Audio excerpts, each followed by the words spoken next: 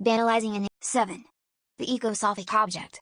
Geopolitical configurations are changing at a great pace whilst the universes of technoscience, biology, computer technology, telematics and the media further destabilize our mental coordinates on a daily basis. The suffering of the third world, demographic cancer, the monstrous growth and degradation of the urban fabric, the insidious destruction of the biosphere by pollution and the incapacity of the system to reconstruct a social economy adapted to the new technologies, all of this ought to lead to the mobilization of minds, sensibilities and wills.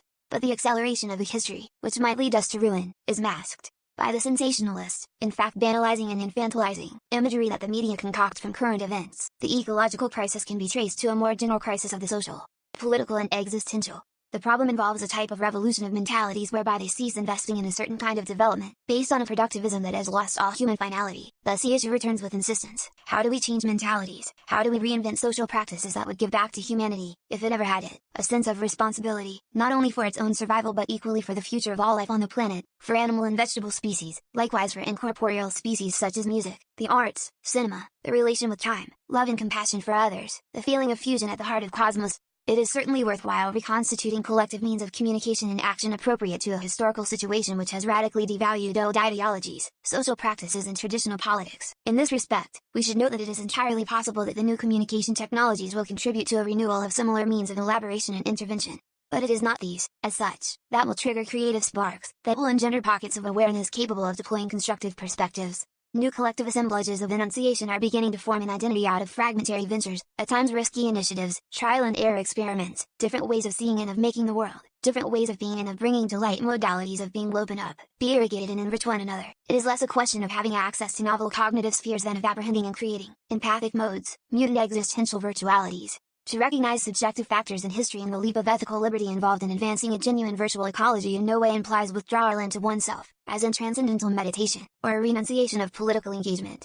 It requires, on the contrary, a refoundation of political praxis. Since the end of the 18th century, the impact of science and technology on developed societies has been accompanied by an ideological, social and political bipolarization between progressive currents, often Jacobinist in their understanding of the state, and conservative currents advocating a fixation on traditional values. It was in the name of the Enlightenment, liberty, progress, then of the emancipation of the workers, that a left-right axis was established as a kind of basic reference. Today, the social democracies have been converted if not to liberalism then at least to the primacy of the market economy, whilst the generalized collapse of the international communist movement has left a gaping hole in one of the extremes of this bipolarity. In these conditions, should we imagine that the bipolarity ought to disappear, as the slogan of some ecologists would have it, neither left, nor right? Wouldn't it be the social itself which will be effaced, like in delusion, as certain adherents of postmodernism have affirmed? As opposed to these positions, I consider that progressivist polarization ought to be reconstituted through more complex schemas, according to less Jacobinist modalities, more federalist, more dissensual, in relation to which the different mixtures of conservatism, centrism, even neo-fascism, would be repositioned.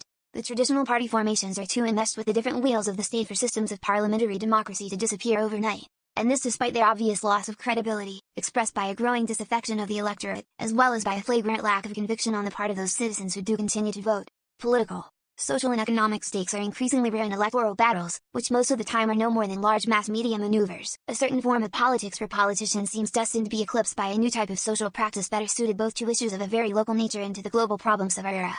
The masses of the Eastern Bloc threw themselves into a kind of collective chaosmosis in order to free themselves from totalitarianism, to live differently, fascinated as they were by Western models. But it is becoming increasingly evident that the failure of socialism is also an indirect failure of the allegedly liberal regimes which lived in hot or cold symbiosis with it for decades. Failure in the sense that integrated world capitalism, though it has managed to guarantee sustained economic growth in most of its citadels, at the cost, it's true, of considerable ecological devastation and ferocious segregation, is not only incapable of releasing third world countries from their impoverishment, but also because it has nothing to offer other than very partial answers to the huge problems assailing the Eastern Bloc and the USSR, thus exacerbating the bloody inter-ethnic ordeals from which there currently appears to be no way out. An expanded ecological consciousness going far beyond the electoral influence of the Greens should in principle lead to putting the ideology of production for the sake of production back into question, that is, production centered on profit in the capitalist context of cost structure and debilitating consumerism.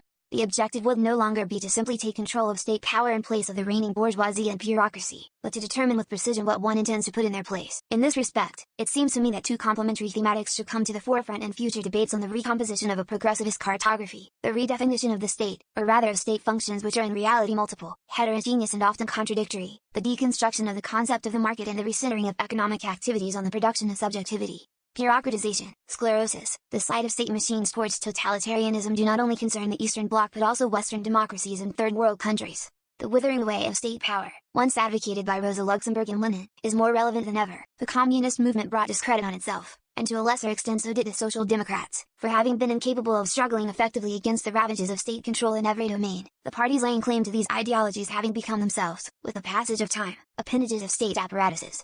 Nationalistic questions are re-emerging in the worst subjective conditions: nationalism, uniformity, racial hatred, since no appropriate federalist response has been advanced as an alternative to an abstract and fictitious internationalism. The neoliberal myth of the world market has acquired incredible powers of suggestion over the last few years. According to this myth, no sooner does an economic ensemble submit to its law than its problems dissolve as if by magic. The African states which haven't been able to enter this market are condemned to vegetate economically and to beg for international assistance.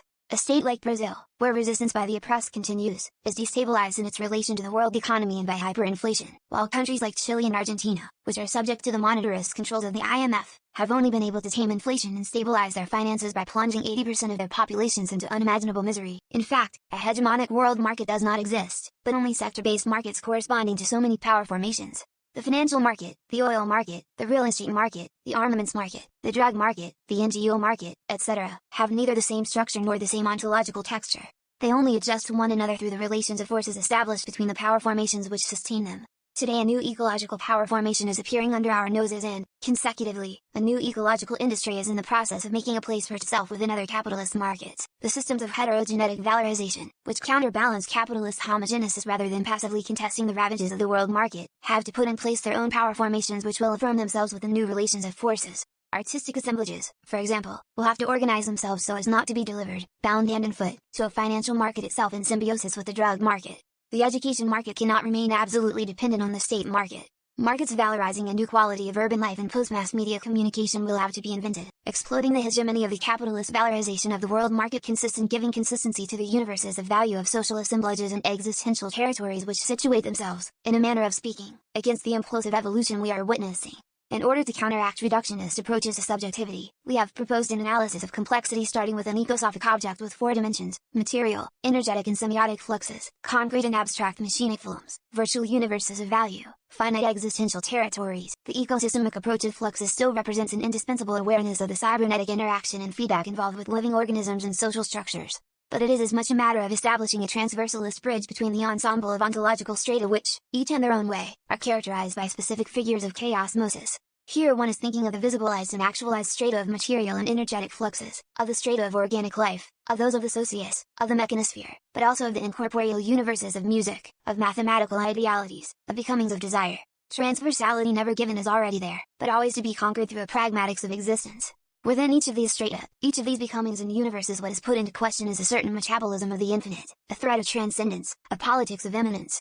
And, each one of them will require schizoanalytic and ecosophic cartographies which will demand that partial components of enunciation be brought to light where they exist but are unrecognized and where scientism, dogmatism and technocracy prevent their emergence.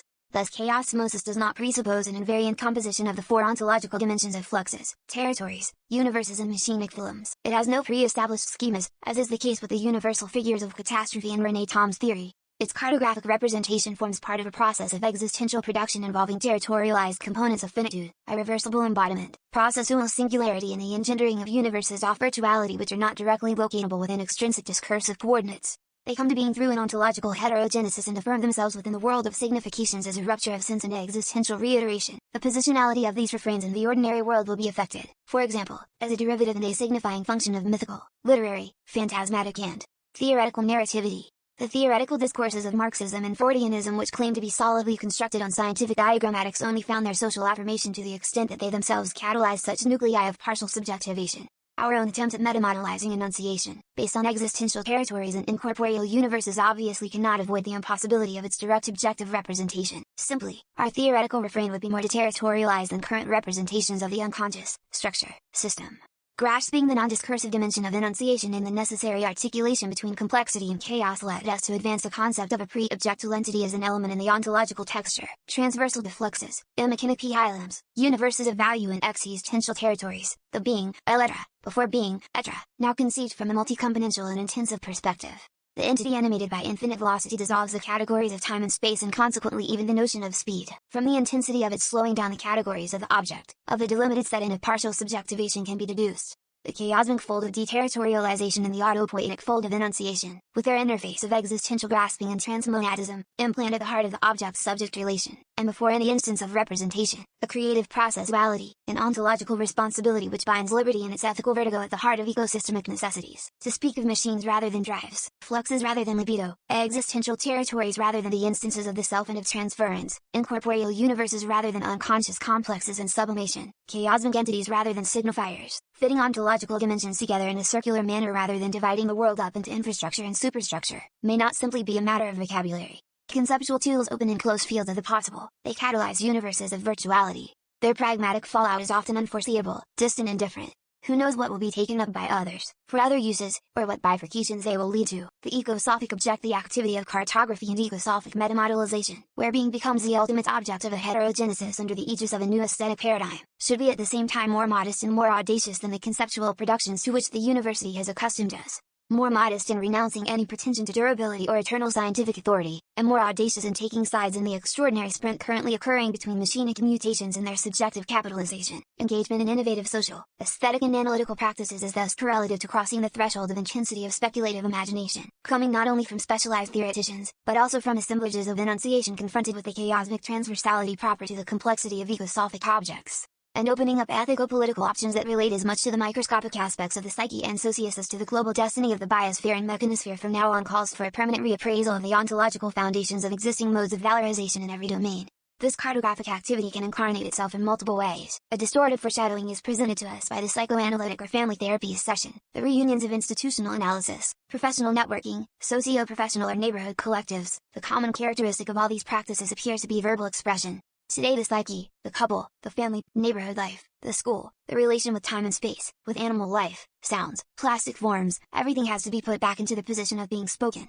Yet the ecosophic, or schizoanalytic, approach is not confined to the level of verbal expression alone. Of course speech remains an essential medium, but it's not the only one. Everything which short-circuits significational chains, postures, facial traits, spatial dispositions, rhythms, is signifying semiotic productions, relating, for example, to monetary exchange, machinic sign productions, can be implicated in this type of analytical assemblage. Speech itself, and I could never overemphasize this, only intervenes here inasmuch as it acts as a support for existential refrains. The primary purpose of ecosophic cartography is thus not to signify and communicate but to produce assemblages of enunciation capable of capturing the points of singularity of a situation. In this perspective, meetings of a political or cultural character will have the vocation of becoming analytical and, inversely, psychoanalytical work will have to gain a foothold in multiple micro-political registers. Like the symptom for Freudianism, the rupture of sense, the dissensus, becomes a privileged primary material.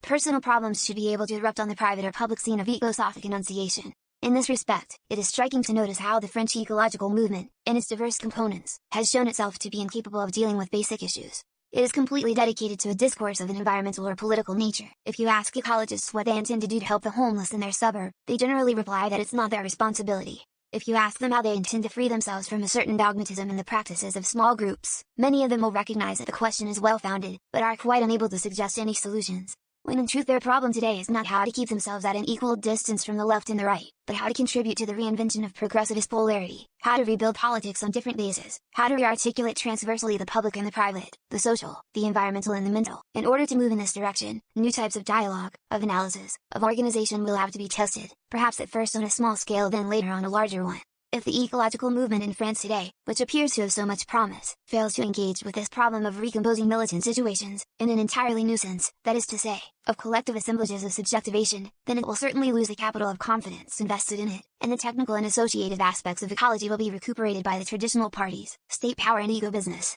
To my mind, the ecological movement should concern itself, as a matter of priority, with its own social and mental ecology. In France, certain intellectual leaders were traditionally invested with the mission of guiding opinion.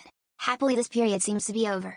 After having experienced the reign of the intellectuals of transcendence, the prophets of existentialism, organic intellectuals, in Gramsci's sense, of the great militant era, then, closer to us, the preachers of the mortal generation, perhaps we will now have to come to terms with an immanence of collective intellectuality, one that penetrates the world of teachers, social workers, and technical milieu of every description. Too often the promotion of leading intellectuals by the media and publishing houses has had the effect of inhibiting the inventiveness of collective assemblages of intellectuality which in no way benefit from such a system of representation.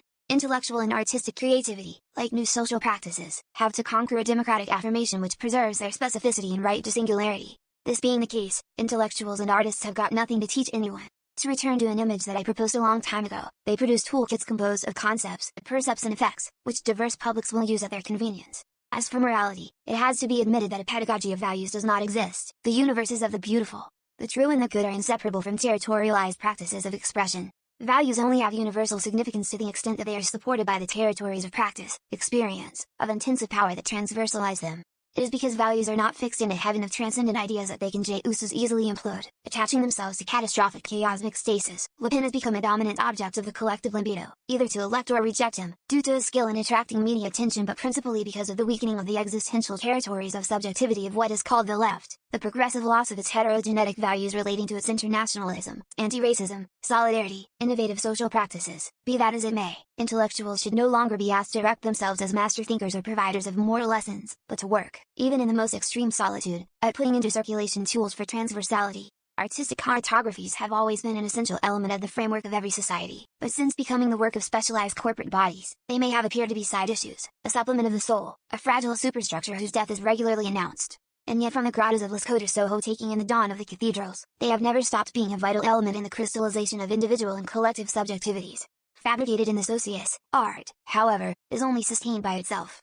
This is because each work produced possesses a double finality, to insert itself into a social network which will either appropriate or reject it, and to celebrate, once again, the universe of art as such, precisely because it is always in danger of collapsing. What confers it with this perennial possibility of eclipse is its function of rupturing with forms and significations circulating trivially in the social field. The artist, and more generally aesthetic perception, detach and deterritorialize a segment of the real in such a way as to make it play the role of a partial enunciator. Art confers a function of sense and alterity to a subset of the perceived world. The consequence of this quasi-animistic speech effect of a work of art is that the subjectivity of the artist and the consumer is reshaped. In short, it is a matter of rarefying an enunciation which has too great a tendency to become entangled in an identificatory seriality which infantilizes and annihilates it. The work of art, for those who use it, is an activity of unframing, of rupturing sense, of baroque proliferation or extreme impoverishment, which leads to a recreation and a reinvention of the subject itself. A new existential support will oscillate on the work of art, based on a double register of reterritorialization, refrain function, and resingularization. The event of its encounter can irreversibly date the course of an existence and generate fields of the possible far from the equilibria of everyday life. Viewed from the angle of this existential function, namely, in rupture with signification and denotation, ordinary aesthetic categorizations lose a large part of their relevance. Reference to prefiguration, abstraction, or conceptualism hardly matters. What is important is to know if a work leads effectively to a mutant production of enunciation. The focus of artistic activity always remains a surplus value of subjectivity or, in other terms, the bringing to light of a niche entropy at the heart of the banality of the environment, the consistency of subjectivity only being maintained by self-renewal through a minimal, individual or collective, resingularization. The growth in artistic consumption we have witnessed in recent years should be placed, nevertheless, in relation to the increasing uniformity of the life of individuals in the urban context. It should be emphasized that the quasi-vitaminic function of this artistic consumption is not univocal. It can move in a direction parallel to uniformization, or play the role of an operator in the bifurcation of subjectivity. This ambivalence is particularly evident in the influence of rock culture. This is a dilemma every artist has to confront, to go with the flow, as advocated, for example, by the trans-avant-garde and the apostles of postmodernism, or to work for the renewal of aesthetic practices relayed by other innovative segments of the SOTUS, at the risk of encountering incomprehension and of being isolated by the majority of people. Of course, it's not at all clear how one can claim to hold creative singularity and potential social mutations together. And it has to be admitted that the contemporary SOTUS hardly lends itself to experimentation with this kind of aesthetic and ethico-political transversality. It nonetheless remains the case that the immense crisis sweeping the planet, chronic unemployment, ecological devastation, deregulation of modes of valorization, uniquely based on a profit or state assistance, open the field up to a different deployment of aesthetic components. It doesn't simply involve occupying the free time of the unemployed and marginalized in community centers. In fact, it is the very productions of science, technology and social relations which will drift towards aesthetic paradigms. It's enough to refer to the latest book by Ilya Prigozhin and Isabel Stengers where they evoke the necessity of introducing into physics a narrative element as indispensable to a genuine conception of evolution. Today our societies have their backs up against the wall. To survive they will have to develop research, innovation and creation still further, the very dimensions which imply an awareness of the strictly aesthetic techniques of rupture and suture. Something is detached and starts to work for itself, just as it can work for you if you can agglomerate yourself to such a process. Such right questioning concerns every institutional domain, for example, the school. How do you make a class operate like a work of art? What are the possible paths to a singularization, the source of a purchase on existence for the children who compose it? And on the register of what I once called molecular revolutions, the third world conceals treasures which deserve to be explored. A systematic rejection of subjectivity in the name of a mythical scientific objectivity continues to reign in the university.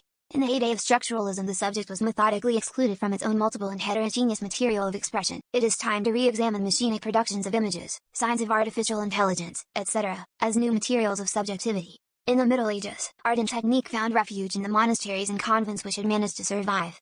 Perhaps artists today constitute the final lines along which primordial existential questions are folded. How are the new fields of the possible going to be fitted out? How are sounds and forms going to be arranged so that the subjectivity adjacent to them remains in movement, and really alive? The future of contemporary subjectivity is not to live indefinitely under the regime of self-withdrawal, of mass mediatic infantilization, of ignorance of difference and alterity, both on the human and the cosmic register.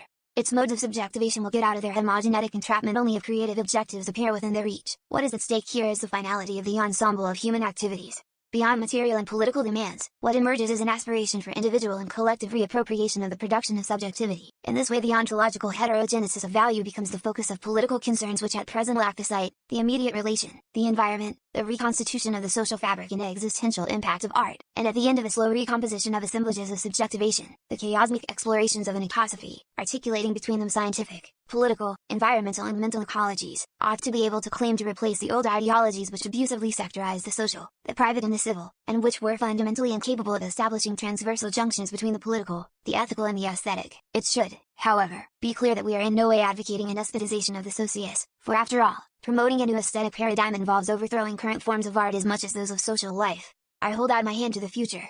My approach will be marked by mechanical confidence or creative uncertainty, according to whether I consider everything to be worked out in advance or everything to be there for the taking, that the world can be rebuilt from other universes of value and that other existential territories should be constructed towards this end. The immense ordeals which the planet is going through, such as the suffocation of its atmosphere, involve changes in production, ways of living and axes of value.